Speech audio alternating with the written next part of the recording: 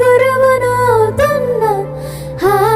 అడుగులు నడకలు నేర్పిన నాన్నకి మార్గం అవుతున్నా. పిల్లలు వీళ్ళే అవుతుండగా ఆ అల్లరి నేనే చూస్తుండగా కన్నులతో నేను చిన్నోడిలా కలగలిసిన ఎగసిన బిగిసిన కథ ఇది ప్రేమ.